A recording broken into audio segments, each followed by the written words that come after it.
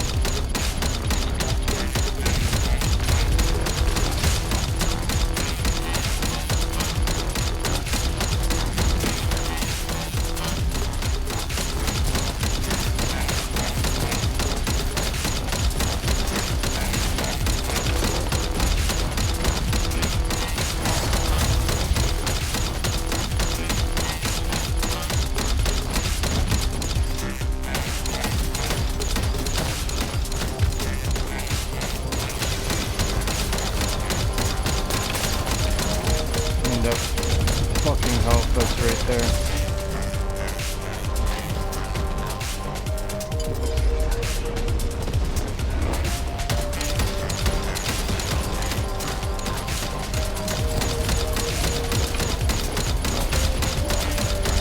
Why can't I can't even fucking see you.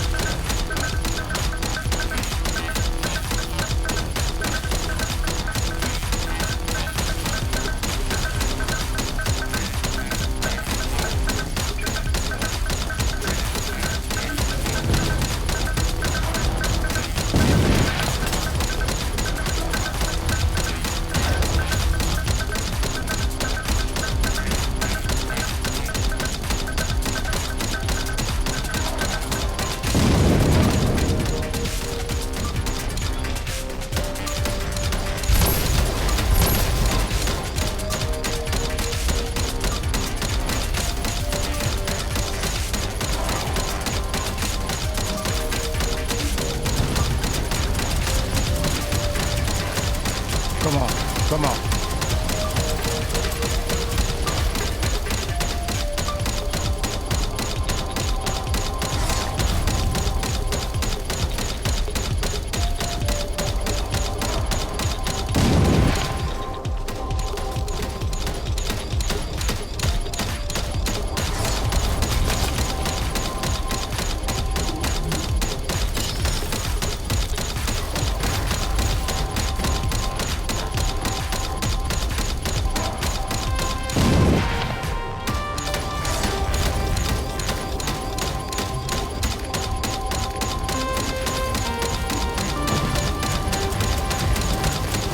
No.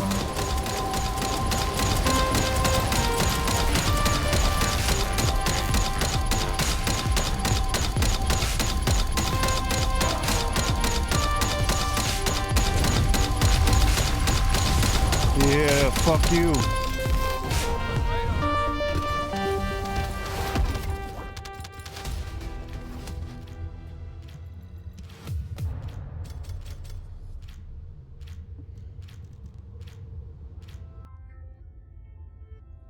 Alright, this is my Lepic Infinite Overkill, or my Mega Man build for taking down the Ice Maiden Void Abyss Challenge.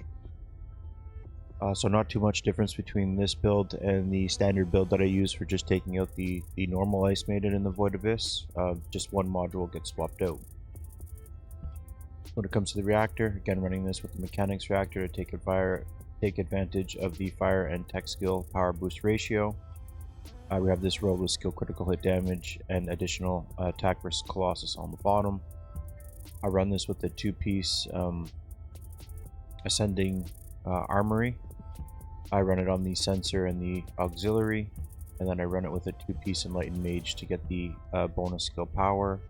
And with the ascending armory, it's the reduced skill cost, so that we have our fourth ability up and just able to lean on it for the duration of the battle.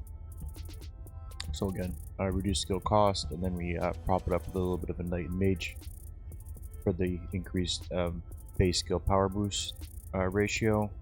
I run the two sets together with the max HP and defense on the cores. When it comes to the rolls on the bottom, again, anything for attribute resistance, against ice would be nice, but again, MP recovery modifiers, HP recovery modifiers are what you're kind of looking for. MP recovery in combat, max MP. Again, anything you'd have with some shields, defense will also be beneficial as well. Again, my elemental is fire. It's not really going to help us against the Ice Maiden, but again, you do look for those elementals and other things within your external component sets. Just keep that in mind. Shield, MP regenerations, HP, stuff like that, at least when it comes to the Ice Maiden. Very comfy with the build. Again, 7,000 HP.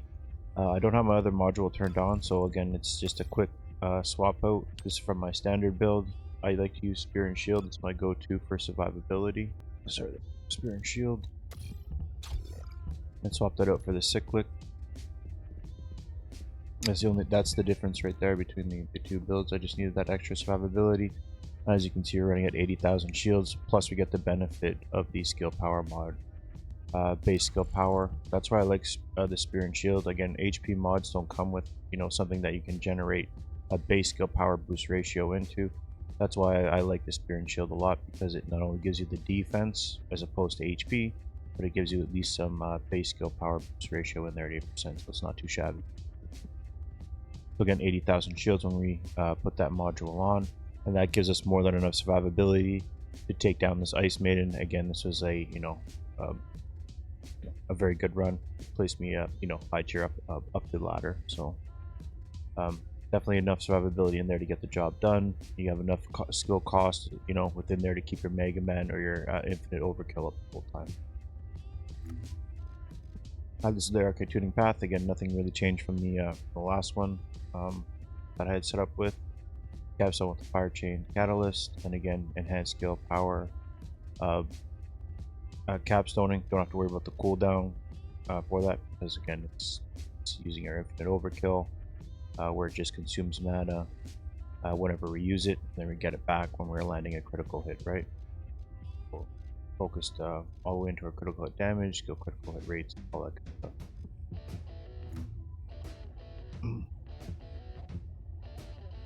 So when it comes to the inversion reinforcement, I like to run this with the emergency antibody, and then we've got our our mana regen. Every 45 seconds we're getting at least a little bump on our MP, and I like to just run this again with reduced skill cost. When defeating an enemy, we get the reduced skill cost. So those ads pop up, we're able to take care of them real quick. Boom, we get additional skill cost reduction.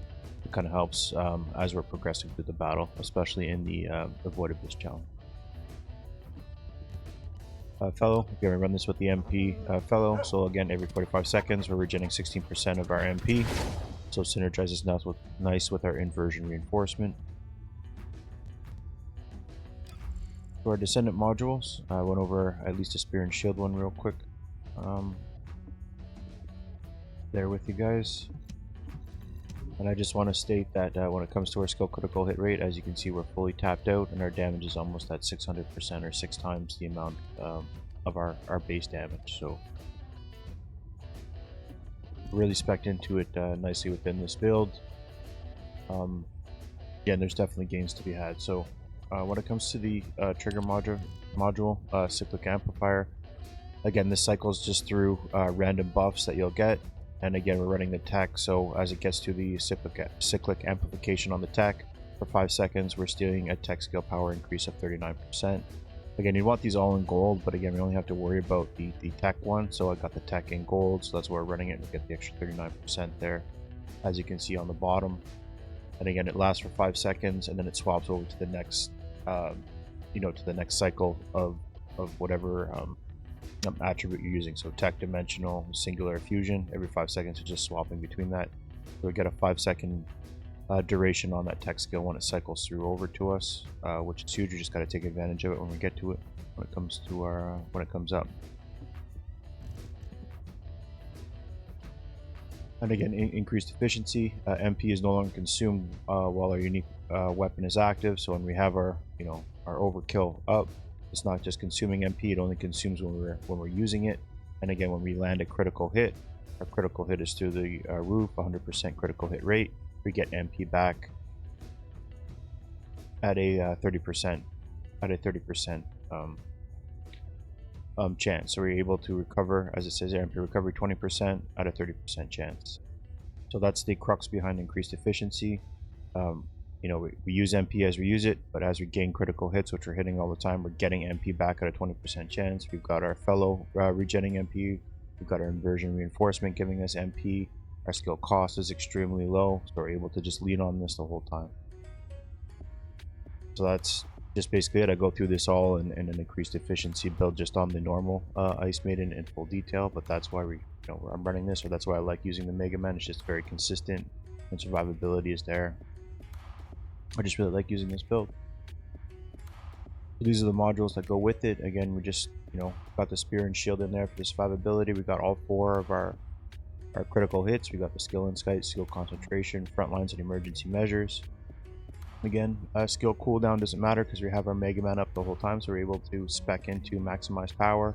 We have Fire Specialist in there for the Ice Maiden.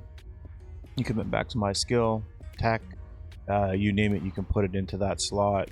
And you're able to take advantage of different different things in different situations.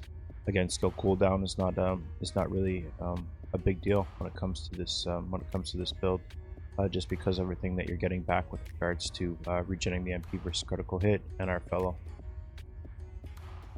Spear and Shield, again, when it comes to the Ancestor module, skill critical hit rate, skill critical hit damage, and we've got the Fire max shield, a little bit of a reduction there, but again, it doesn't matter. Gains to be had, obviously, we can get these in gold, Fire in purple, something like that, but definitely gains to be had within the build. So that's it in a nutshell without going over it in too much detail. When it comes to the weapon, again, you just want something with fire rate. I like having the Mina Zisar Devotion. I do fire it off. It does have a defense decrease in it when you hit a shot with it. But that's not really what's there. It's just for the sprint speed and the grappling hooks that I have in there and the fire rate. Just in case things go wrong, at least I'm able to stay up in the air for some survivability. And again, with the unique shot, you get some decreased defense on the target if you're just snap a shot on it. But that's not what I use it for. It's more just for the grappling hook fire rate and the sprint speeds to get it up. You can use whatever weapon you really want to use with this. I'm not really too picky. Just get something with some decent fire rate. I will show the again. Those are my cores for it. Those are my rolls on the bottom. Again, this is not something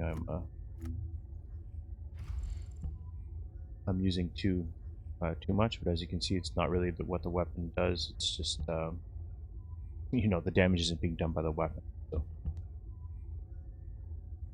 But that is yeah, that is my infinite overkill or Mega Man build for Ice Maiden Void Abyss Challenge. So it's all time-stamped in there. I'm sure on the video she'll have a showcase run in there. Hope you guys try it. I know the Ice Maiden's only up for a few more days, so hopefully you guys are able to take advantage and get the Void Abyss Challenge out of the way. GG's.